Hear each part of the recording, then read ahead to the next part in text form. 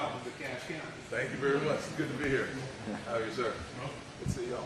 Get you guys fixed heads at the end. Senator, welcome. We're going to have a great evening, and we'll go ahead and get started while you get situated. My name is Gentry Collins, and I'm the CEO of the American Free Enterprise Chamber of Commerce. At the AmFree Chamber, we are committed to the very simple idea that free people and competitive markets have led to more progress, more prosperity, more human flourishing than any other set of ideas in all of recorded human history. And yet, we're starting to lose a generational battle in America. That more young voters in this country are flirting with socialism and other kinds of ideas. And it's time for the next generation of American leadership to stand up and remind all of America that if you are for human flourishing, there's one way to get there. We've been there before, we can be there again. And the job of leadership in America, the job of the next president of the United States, I think in part will be to help reinvigorate American free enterprise and pass it off to the next generation in better shape than we find it today. And so we are thrilled to be here at Vermeer tonight. We're thrilled to have this conversation with you, Senator Scott, joining me on the stage and asking a few of these questions. David Oman. David is the only Iowan that has the distinction of serving as chief of staff to two of Iowa's governors, Governor Ray and Governor Branstad, a member of a whole variety of boards, commissions, successful businessman in his own right, a four-time co-chairman of the Republican Party of Iowa. You know, I'll just, if I may, David, say one word about you on this. The reason we still have the Iowa caucuses is the work that people like David Oman and his contemporaries did at the Republican Party.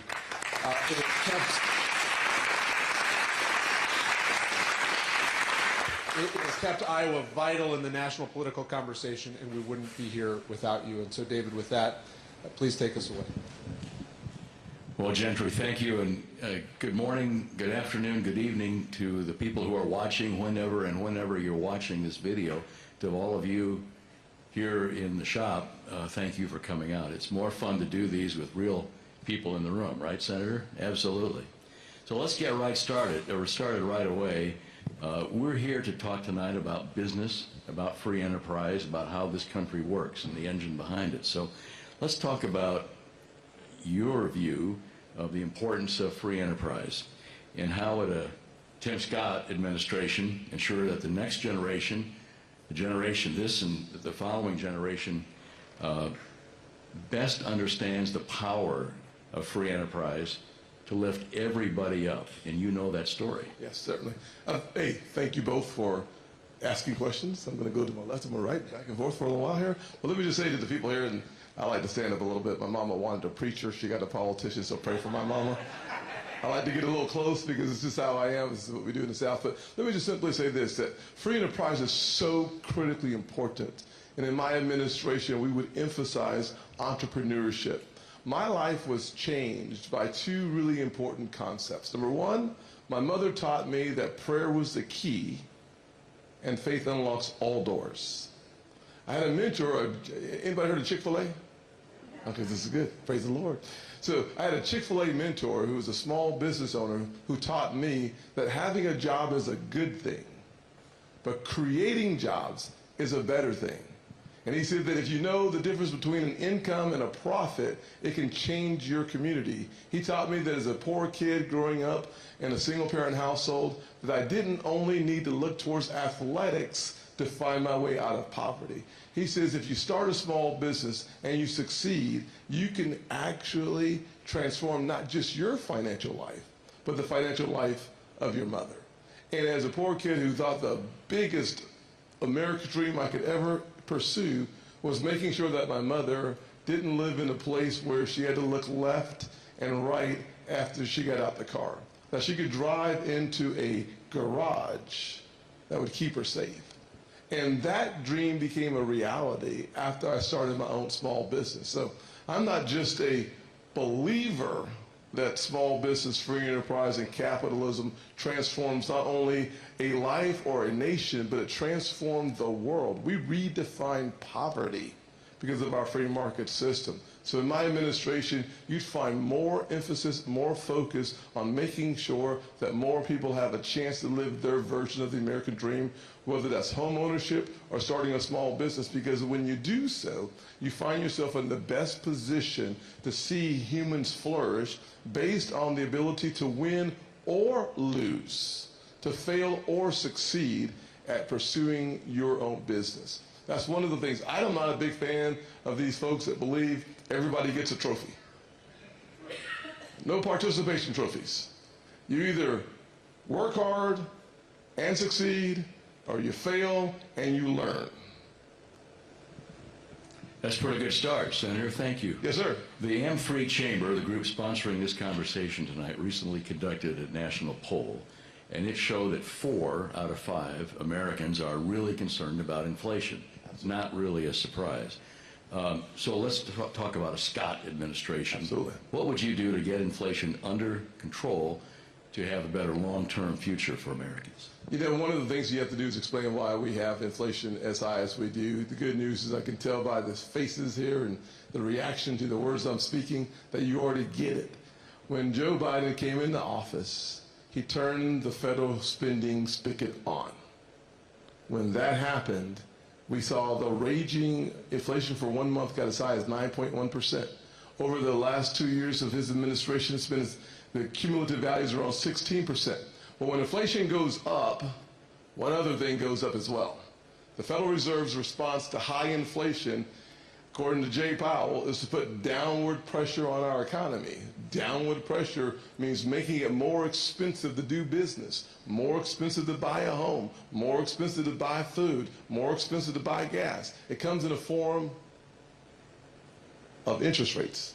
11 consecutive interest rate increases in a row, from 0% added 525 basis points, which is a 5.25 on top of where we were. We're now at 7.5, 7.25, and as high as 8% for a mortgage. That means your average first-time home buyer can't get in a house, because under the Biden economy, the devastation can be measured in the interest rate hike. In my administration, the first thing you do is just turn the spigot off. You cannot have an artificially hot economy driven by the government. If you want to have a hot economy, it has to be driven in the private sector. The way we did it in 2017, I was one of the 3 people who wrote the Tax Cuts and Jobs Act. That Tax Cuts and Jobs Act cut our taxes by $2.4 trillion. With a $2.4 trillion tax cut on the personal side, plus taking the corporate tax from 35% down to 21%, and then we gave a 20% haircut on small businesses. That created the strongest economy we've seen in 50 years. As a result of that strong economy, we had record low unemployment and 2% inflation. So your gas prices, instead of going from $1.99 in South Carolina, December 2020, to $3.40 about these days, we could get it back down to $2. But you can do that by doing 3 things specifically. I call it build, not borrow. We need to quit borrowing from China. We need to quit borrowing from other countries and build more factories, high-tech manufacturing here in America. We need to make sure that we unleash all of our energy resources so that we're not just energy independent, but we are actually energy dominant. That would create nearly 3 million high-paying energy jobs here in America. We can get to 10 million new jobs with inflation as low as 2% and unemployment incredibly low. That's what happens in a Scott administration. Go ahead. We are on the backside of the COVID pandemic, but not completely. And one of the repercussions of all that was severe disruptions of the supply chain, domestically and globally. And it's put a spotlight on some of the vulnerabilities of that whole system. It's put our country at some risk.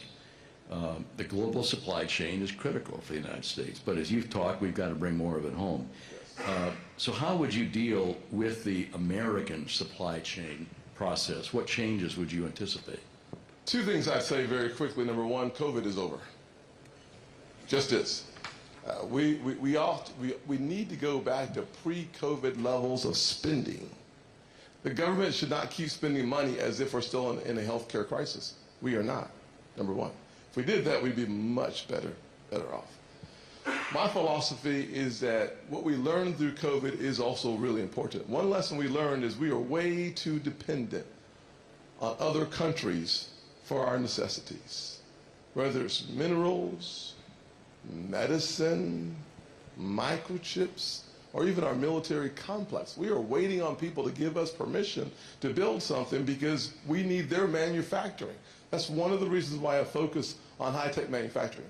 So if you want to make sure that we have fewer problems with our supply chain, we have to stop focusing purely on supply chain price and start focusing on supply chain resiliency. We have to make sure that we can find the resources we need in our Western alliances if, in fact, we want to break the back of those who are in our way. The only way to do that is to reposition ourselves, recalibrate the system so that we're focusing on making sure that we're making our own medicine. 87% of many of the ingredients that we need for our own medical health, well-being, comes from outside of our country. That's crazy. That's a politically correct word. Crazy. It's just crazy. Number two, if the world is being built on innovation and technology and we have to wait for someone to manufacture the microchips, that's a problem too. The intellectual capital for microchips comes from America. The manufacturing is outside of our country. We need to bring that back home as well. If we were to focus on decoupling our economy from China, we find ourselves in the strongest position to have more of a resilient strength in our own supply chain by finding our allies to work with and building it at home. Without doing that, we will find ourselves again in the same predicament where we're asking for permission to take care of ourselves. I refuse to allow that to be the future of the United States of America.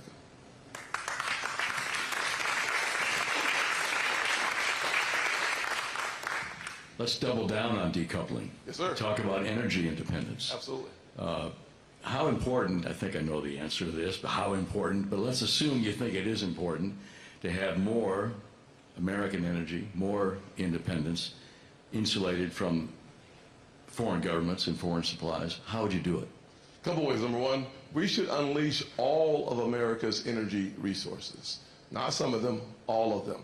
We should also set goals in the next 10 years, let's say, to double our nuclear footprint.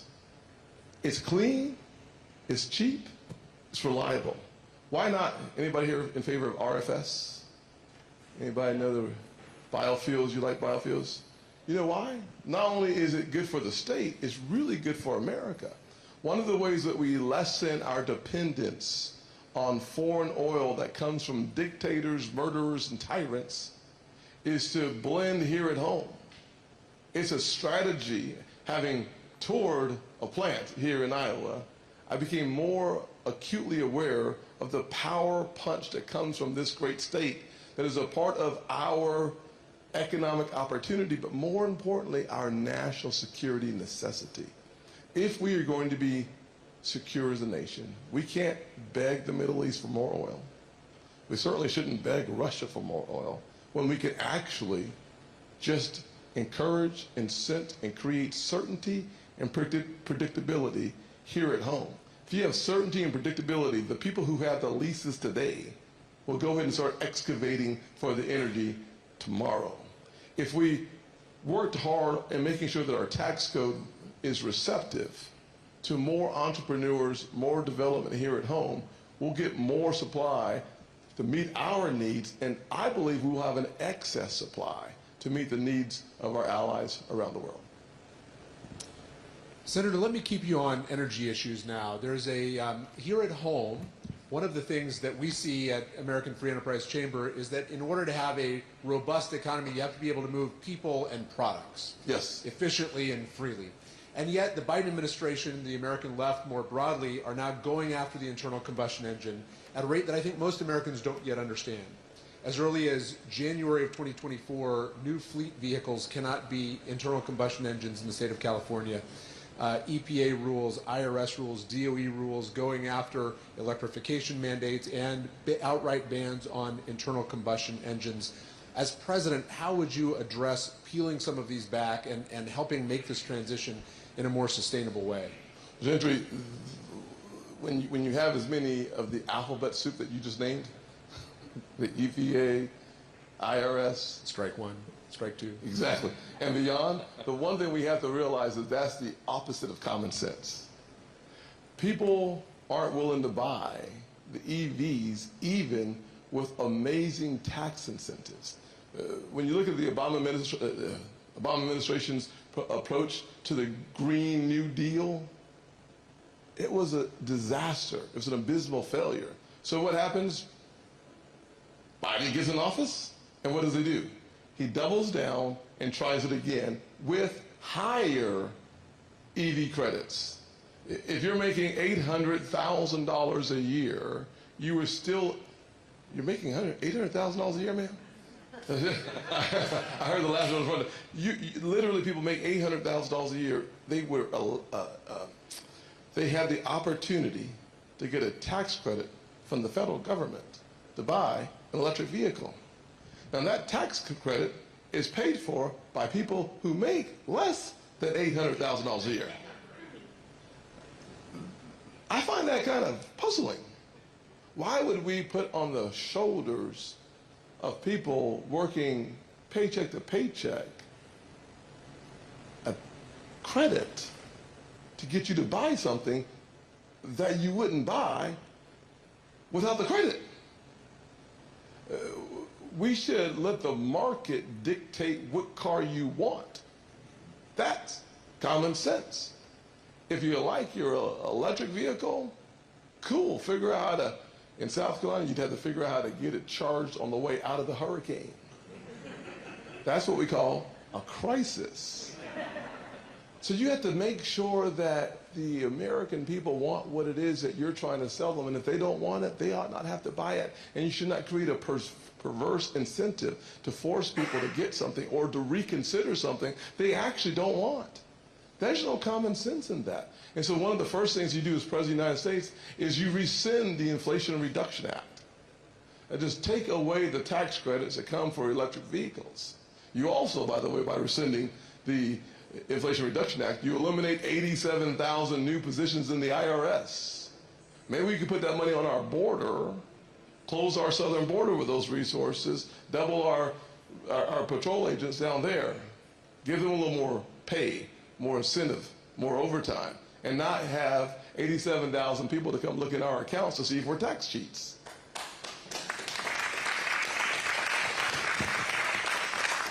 Senator, we've talked about a number of issues already. Let me turn your attention now to another domestic issue. One of the #1 concerns we hear from our small business members, especially this time of year in renewal season, is that the cost of health care coverage keeps going up and up and up, and it is harder and harder and harder for our businesses to afford that coverage. That, after now I think entering a second decade of Obamacare with the promise of lowering costs, hasn't worked. How does the Scott administration address rising health care costs in America? Well, Gentry, you probably know the answer. One of the things that you and I probably both agree upon is that anytime there's a monopoly, prices go up, quality goes down. And what Obamacare has brought in is the acceleration of a healthcare monopoly where the federal government pays over somewhere around $2.3, $2.5 trillion of healthcare costs are paid for by the federal government. That's really close to getting into a monopoly. When Obamacare was passed, 2010, I got to tell you, the devastation in South Carolina somehow is going to lower costs and make health care more accessible. One of the few, mostly unknown consequences was the closure of rural hospitals across the country. The devastation can be reversed by reintroducing competition into health care. We need to make sure that we encourage more competition across the state lines, more opportunities for small businesses to have an association plan, We've seen those reduce the cost of health care between 20 and 23 or 25%. Having catastrophic coverage available for those who are young. I remember I used to sell health insurance when I was a kid, about 23 years old, but I didn't have health insurance. I felt like the only chance I ever was going to have for needing health insurance was to have a catastrophic occurrence. Well, having catastrophic coverage for people who are too young to afford to want to buy the health insurance, making that coverage available is really helpful. The competition across the state lines, 10 to 16% reduction in the cost of health care. They came up with something called medical loss ratios, MLRs, medical loss ratios, that said you can't use a certain percentage for commission and another percentage for administration. Anytime you get the federal government messing with the private sector, typically the private sector, i.e. me and you, we lose. So getting the government out of trying to figure out how to run stuff, they don't run stuff really well. So eliminating that will reduce the cost of health care, bring more competition to the market, and I believe you'll have a higher quality of health care with a lower cost. Very good. One of the fastest rising areas in healthcare costs are prescription drugs. And we find this matter of pharmacy benefit managers, or PBMs. I almost said the devil, but that's probably too hyperbolic. You know, it's an extraordinary time in American politics because it's one of those places where it seems that leaders in both parties agree that the cost and complexity that they introduce, the cost that they drive through artificial complexity is inappropriate, and yet nobody's been able to get anything done. How does President Scott turn that around? You just have to put the spotlight on what the PBMs don't do. Well, PBMs, pharmaceutical benefit managers, is a fancy way of saying a middleman. They add to the price of drugs, and they add no value to that increased price. So if you eliminate that middleman, the prices of the drugs go down. And here's the other incredibly awkward truth. Too often, the final arbiter, the final person who sets the price of the drug isn't the drug company, it's the PBMs. Because they're negotiating with the health insurance companies to figure out what the price should be. That ought not be. That's number one. Number two, the faster we get through the process to get a drug to the market, the cheaper that drug is. With innovation in the healthcare space, we are now able to detect the anomalies through quantum computing. We'll be able to detect the anomalies that will help us to accelerate to getting that drug to the market with fewer unnecessary reactions that they can figure out faster. That will also reduce the time, which means it gets to the market faster, and that will be cheaper. The faster it gets to the market, the cheaper it is. Eliminate the PBMs, the better it is. And then we've all had, both left and right, conversations about limiting the out-of-pocket expense, especially for our senior citizens. Senator, we're on a roll here. Thank you for watching the clock as we are. I better talk slower. No, you're doing fine. Yes, sir. What we pay in taxes has come up a couple times tonight. And the Tax Cuts and Jobs Act of 2017, some of those elements start to expire in 2025. That's around the corner. Yes. A simple, fair, affordable tax plan is a prerequisite for growth. I think you agree with that. Absolutely. So how would you approach tax policy as TCJA expires? And then how would you bring Congress along, other than getting a Republican Congress? Yes, you have to fire some people in Congress in order to get it done. Yeah. I'm happy to work on that. So one of the things I'd say is that in 2025, you'll see about $2.4 trillion on the personal side of the tax code. Those expire. The corporate taxes were made permanent. We only had 51 Republicans at the time, and it required us to get all of us to vote for something. You're watching the House, and you can see how hard that is to get all Republicans. Can we pray for ourselves, please? God help those people in the House. In Jesus' name, amen.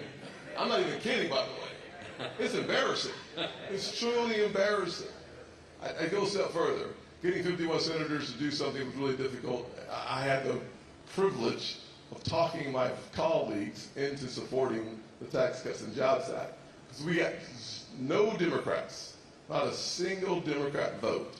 And in the Senate, in order to get something done, you need 60 votes, except for this thing called reconciliation. which is just another way of saying you can do tax things with 51 votes or a simple majority. But when you do it with just a simple majority, it expires, and the expiration is in 2025. For our president, I would make the personal side of the tax code permanent. I would create a red wave so that we would have a majority in the Senate so that we can have a permanence on the personal side of the tax code.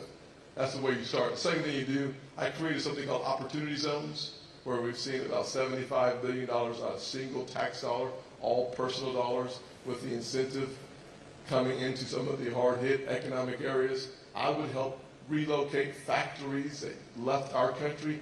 You come back to America, you go into an opportunity zone, we'd give you a 30% cut off your profits. By doing so, I believe we would create those 4 to 6 million new jobs in manufacturing. I shared this with you several years ago when we first met, and this is an aside, but I happened to be in the Senate chamber with my teenage son after you became a senator and gave your maiden speech. And the buzz was, Senator Scott's going to give his first speech. You might want to sit in the gallery and watch it.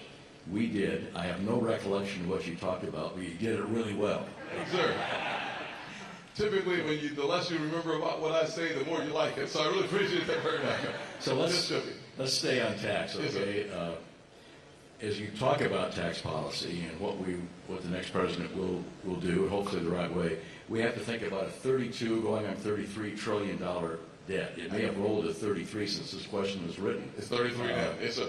Our debt to GDP ratio is now over 100%, 101 going to 102. How in the heck do we deal with that problem before it's too late?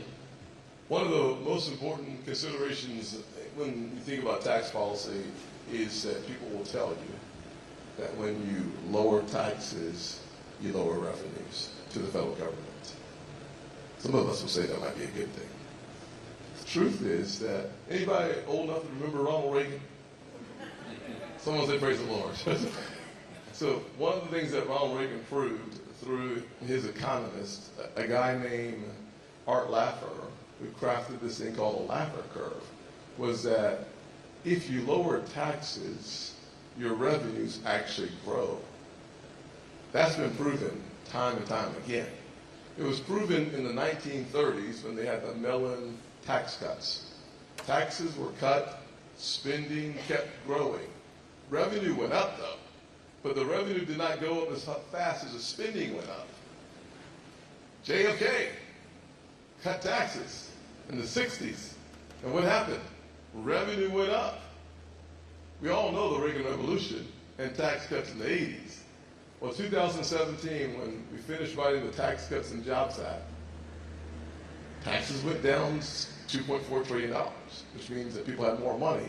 When people have more money, fortunately, people spend. And when they spend, they create a stronger economy. When you have a stronger economy, revenue to the government goes up. So the result of the 2017 tax cuts at the end of 2018 was 3% increase in revenue. 2019, another 3% increase in revenue, and then COVID hit. Right on time. Thank you all very much. This is perfect. Okay, so the truth is that there is a way for us to cut taxes and to get more revenue to the government. But the other part that's really important is that if we do not control spending, you will not see the benefits of more money to the Treasury. That's what happened in the 30s, in the 60s, in the 80s, and we're looking at it again now. We have $33 trillion worth of debt, which means that our interest-only payment this year is right around $572 billion. And it won't touch a penny of the principal. The only way to turn that around is to grow our economy and to reduce our spending.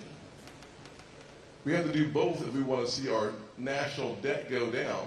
But under President Joe Biden, he has set a budget at 40% more spending than we're taking in. That's unconscionable. Yes, you can fix that pretty quick by simply having a balanced budget that requires us to live within our means. It was a long way. I'll do one more and then bounce back over to Gentry. You're talking about deficits. One other big deficit is our trade deficit. 1 trillion, that's going up, and over a fourth of that, 284 billion, is with China. That's risky, that's scary. What are the best options for dealing with the trade deficit? I think there's two really important points there. We currently have tariffs against China because China, in my opinion, to be simple, lie, cheat, and steal. Therefore, you can't make a good deal with a bad actor. They still have not yet met their goals as it relates to the ag they were buying from our country. They just haven't done it. So trying to fix that problem really has to do with what they sell that is cheap, that we want. Part of that trade deficit is created because there are things, clothing and other items that are really inexpensive over there that we keep buying over here. If we were to tackle the problem of supply chain and become more focused on supply chain resiliency, we would find ourselves in the strongest position to make those items here. And if we use the innovation economy, we can make it for a lower price point than most of us would imagine. So it's one of the ways to deal with that actual trade deficit. The other way to do it is to make sure that we continue to create more deals with more countries that allow our goods to get into their markets. We are a free market economy, so people come to our market with no headwinds. We could suggest that maybe there's unique aspects. Some trucks, because we take our truck market here, have a little bit of a headwind called a tariff. But for the most part, we are a free market economy. But we also do business in a lot of countries where they do not give us the same benefit that they get from our market. If you want to rebalance that situation, you have to actually allow for our goods to get into those markets in the same way that their goods get into our market. Senator, let me turn your attention now to regulatory policy. With maybe just a brief story. 1996, Bill Clinton was president and famously declared the era of big government over. Right? I'm going to tell you, I think that's the last time the two major parties agreed that we had too much federal government. Certainly Republicans thought we had too much. The day he said that, we had 9,200 federal regulations on the books. 9,200 federal regulations on the books in 1996. Every single year since, we've had at least 3,000 new regulations that take effect every year, Republican and Democratic presidencies. And today, there are 120,000 regulations that weigh down this economy and, frankly, I think impede American free enterprise. What does a Scott administration do to start to rein in the size and cost and complexity of these federal regulations that sit on the shoulders of American entrepreneurs? That's a great question, Gentry. The short answer is we've had a tenfold increase since the Clinton years.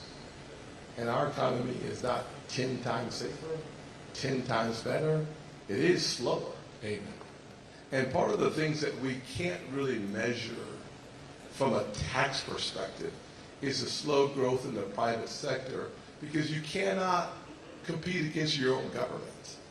When an entrepreneur has to pay higher taxes or pay more fees, fees are just another way of saying we will compel you to pay something and might as well be called a tax. They call it a fee because it sounds nicer or something. But in the end, all that regulatory burden comes in the form of less money for the entrepreneur to invest in his business, her employees, or the equipment that she needs. I've been the co-sponsor of something called the REINS Act. The REINS Act, I'm sure you're familiar with it. Oh, yes. The REINS Act basically says when there is an economic impact in our economy more than $100 million, you should have to go back and reevaluate everything and then eliminate some of the duplicative regulatory parts of it. In my opinion, that is a great first step. But the leap in the right direction is when you have a president who comes into office and simply says this: it is my responsibility to rescind regulation. Not just to not add to regulation, but to reverse regulation and to reduce the regulatory environment. A classic example, I always say when someone says something that provocative, see what they've already done. Because everybody's going to tell you what they're going to do in the future. I always say go back and look at the record at what they've already done in the past, and it will tell you whether the past is foreshadowing the future Or maybe they're just talking a little hogwash. Well, I led the efforts as part of the Bank Committee in 2018 to reform the Dodd-Frank Act. We were able to get that done, which reduced the hurdles for banks to lend money to the private sector to create a stronger economy. Including for small businesses. Indeed. And that was very impactful. Today, the exact opposite is happening. The Federal Reserve, which needs a whole lot of help, Michael Barr, the Vice Chairman of Supervision, wants to increase the capital standard. By doing so, you have less money to loan out. Why not have a regulatory reset in the rest of the departments that we oversee as President of the United States and cut and rescind unnecessary and duplicative bureaucracy and regulations? We saw recently the EPA had a lawsuit, it was EPA versus West Virginia. That kind of action, West Virginia won, reins in the bureaucracy. The CFPB is getting ready to have the same fate, which will rein in the bureaucracy. This is really good for the average small business owner because you'll have fewer hurdles to get over to start your business. Hopefully you'll have more access to money to start your business, and you won't have to pay more money in bureaucracy. Instead, you can pay more money to your employees. Senator, I've got time for one more question Sir. before the important people have a chance to spend a little bit of time with you. But before I do that, I want to take a moment to thank our host tonight. Absolutely. Vermeer is one of the great success stories in Iowa, in America. You see here a little bit of a sample of what they make, and they ship all over the world. Started two companies actually, one acquired by Vermeer. Vermeer itself started right here in Iowa, and but for the kinds of principles that you've talked about tonight, wouldn't be here, wouldn't be the economic engine that it is, wouldn't be the job creator or the innovator that it is. And so I want to thank not only you for being here, I want to thank the folks at Vermeer for opening their doors to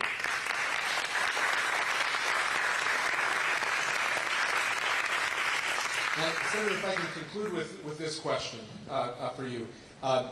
We've talked about a lot of issues tonight, and I'm sure there are some we didn't get to. But let me ask you this. 4 years from now, you're running for re-election. You're asking the American people for a second term. What should they expect? How should they measure you? How will our lives be better after 4 years of your presidency? Quickly, promises made, promises kept. That's how you measure the success of a public servant. What did you promise to do?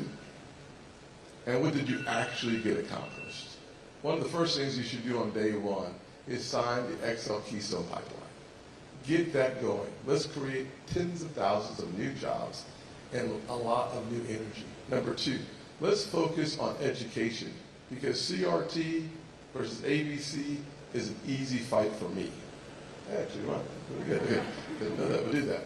Eliminating indoctrination and getting back to education. These are the promises I've made. I have a Parents' Bill of Rights. Go to votetimscott.com. Take a look at some of the policy positions and then measure my success as your servant based on what I told you I was going to do.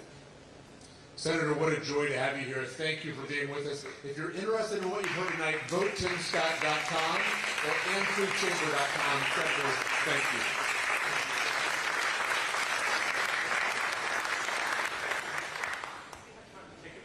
We've got a couple of questions. I'll take really quick questions. Really quick questions. Anybody have questions? Yes, sir.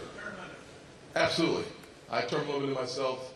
I hope to be your next president, but if I'm not, this is my last term in the Senate. I like the way y'all talk. Move y'all to South Carolina. Yes, sir.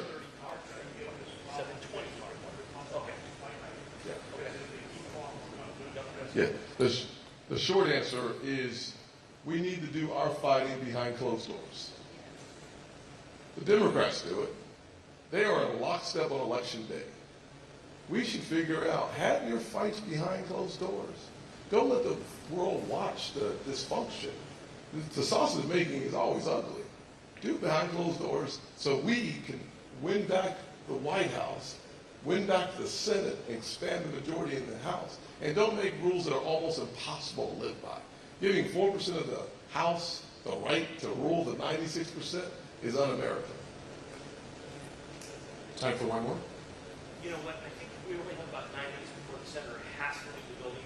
maybe we'll just give some time here for everybody to shake hands and the senator get a picture if they'd like to. Well, then let me say one more time. VoteTimScott.com. Yes, sir. TimScott.com. Thank you. Or amfreechamber.com. And thank you, Senator. Absolutely. Appreciate y'all.